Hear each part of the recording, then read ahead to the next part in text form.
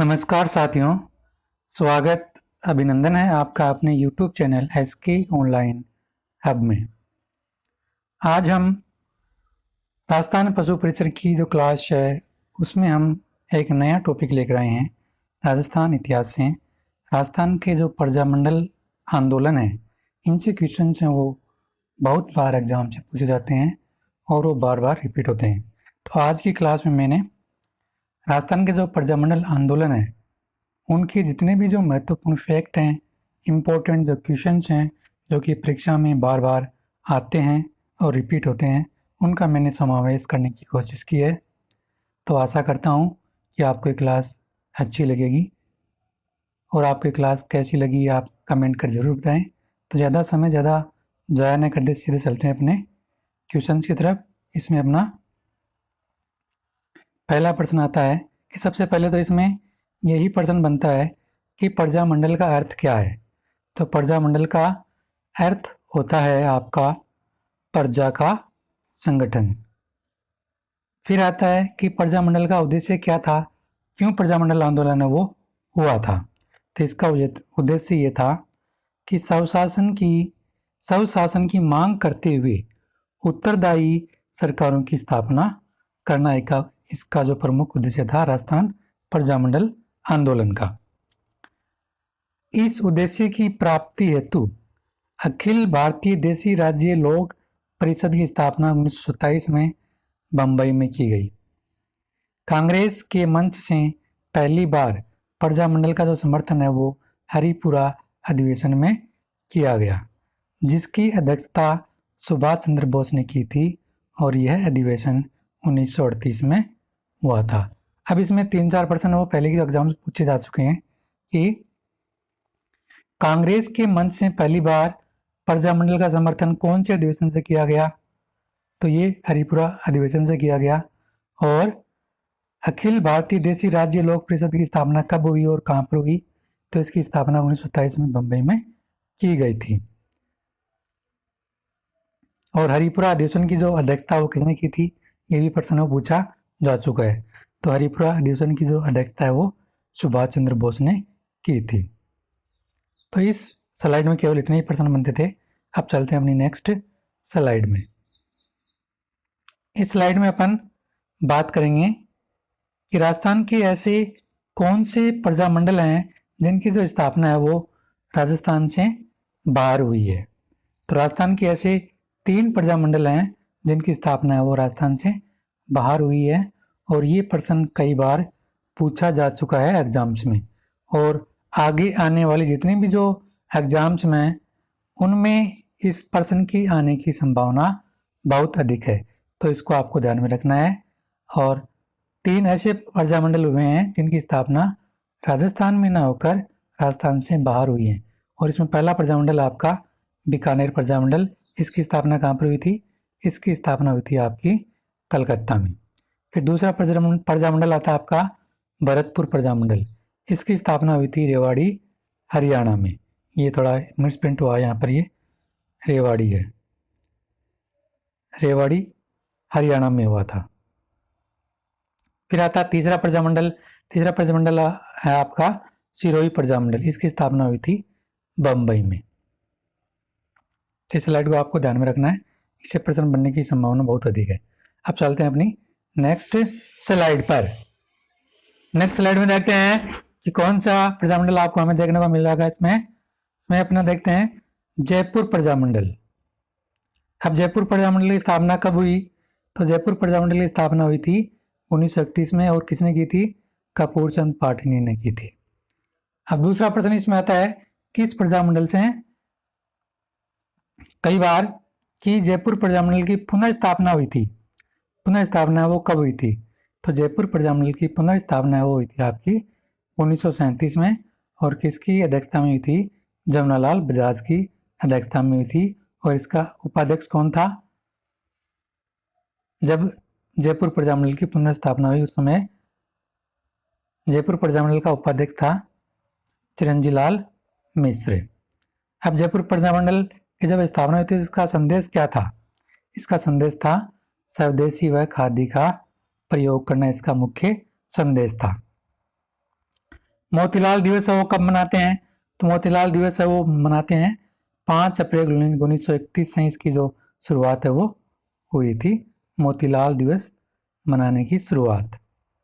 अगला प्रश्न इसमें आता है कि आजाद मोर्चा का प्रजामंडल में विलय कब हुआ? आजाद मोर्चे का प्रजामंडल में विलय है वो कब हुआ? तो ये विलय हुआ था 1945 में, और नेहरू जी की प्रेरणा से ही इसका जो आज़ाद मोर्चा का जो विलय है वो प्रजामंडल में हुआ था। जेंटलमैन एग्रीमेंट कब हुआ? तो जेंटलमैन एग्रीमेंट है वो 1942 में हुआ, और किनके मध्य हुआ? ये हुआ था आपका हीरालाल शास्त्री और सर मिर्जा इस्माइल के बीच में जेंटलमैन एग्रीमेंट है वो हुआ था। अगला प्रश्न इसमें आता है कि मिर्जा इस्माइल जो कि जयपुर महाराजा मान सिंह द्वितीय के प्रधानमंत्री थे, इन्हें आधुनिक जयपुर के निर्माता के रूप में भी इसको जाना जाता है। ये भी प्रश्न कई बार पूछा जा चुका है कि जयपुर के आधुनिक निर्माता वो किसे कहा जाता है? तो जयपुर का जो आधुनिक निर्माता है वो मिर्जा इस्माइल को कहा जाता है, और मिर्जा इस्माइल है वो महाराजा मान सिंह द्वितीय के प्रधानमंत्री थे। चलते हैं अपनी नेक्स्ट स्लाइड पर। इसमें हम अध्ययन करेंगे मारवाड़ या जोधपुर प्रजामंडल का। तो मारवाड़ और जोधपुर प्रजामंडल की स्थापना वो कब हुई? तो इसकी स्थापना हुई थी 1934 में, और किसने की थी? जयनारायण व्यास ने इसकी स्थापना वो की थी। मारवाड़ या जोधपुर प्रजामंडल का अध्यक्ष कौन था? तो इसका अध्यक्ष था आपका भंवरलाल सराफ। नेक्स्ट प्रश्न इसमें आता है मारवाड़ हितकारिणी सभा की स्थापना कब हुई और किसने की? तो मारवाड़ हितकारिणी सभा की स्थापना वो 1938 में हुई थी, और चांदमल सुराणा ने इसकी स्थापना वो की थी। कृष्णा दिवस है वो कब मनाया जाता है? अब ये भी पूछ सकते हैं कि कृष्णा दिवस है वो कहाँ पर मनाया जाता है? कृष्णा दिवस है वो कहाँ पर मनाया जाता है? तो कृष्णा दिवस है वो मनाया जाता है आपका जोधपुर में। कहाँ मनाया जाता है? जोधपुर में। और कब मनाया जाता है? ये मनाया जाता है आपका 1936 ईस्वी में इसकी जो शुरुआत है वो हुई थी कृष्णा दिवस मनाने की। मारवाड़ प्रजामंडल की स्थापना वो जयनारायण व्यास ने की थी, और जयनारायण व्यास के जो प्रमुख समाचार पत्र हैं वो कौन कौन से हैं? तो इसमें पहला समाचार पत्र इसका आता है अखंड भारत। ये बॉम्बे से प्रकाशित होता था हिंदी भाषा में। बॉम्बे से ये प्रकाशित होता था कौन सी भाषा में? हिंदी भाषा में इसका प्रकाशन है वो होता था। दूसरा जयनारायण व्यास का समाचार पत्र था आगी बाण। इसका प्रकाशन है वो ब्यावर से होता था, और ये राजस्थानी भाषा में इसका प्रकाशन है वो होता था। अगला समाचार पत्र है पीप। पीप समाचार पत्र है वो अंग्रेजी में इसका प्रकाशन है वो होता था, और अंग्रेजी भाषा में इसका प्रकाशन होता था। अगला प्रश्न आता है इसमें पोपावाई की पोल और मारवाड़ की अवस्था, ये किसकी पुस्तकें हैं? तो ये पुस्तकें हैं आपकी जयनारायण व्यास की पुस्तकों के ये नाम हैं। नेक्स्ट प्रश्न है इसमें राजस्थान का जतिन दास है वो किसे कहा जाता है? तो राजस्थान का जतिन दास है वो कहा जाता है बालमुकुंद बिस्सा को राजस्थान का जतिन दास वो कहा जाता है, और इसकी 19 जून 1942 को भूख हड़ताल के दौरान ये शहीद हो गए थे।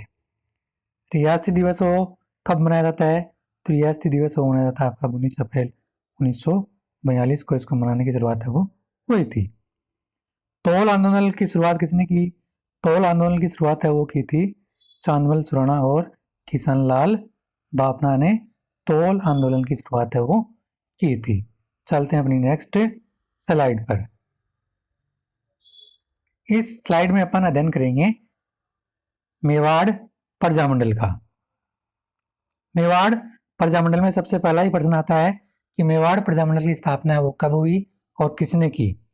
तो मेवाड़ प्रजामंडल की स्थापना हुई थी 24 अप्रैल 1938 ईस्वी में।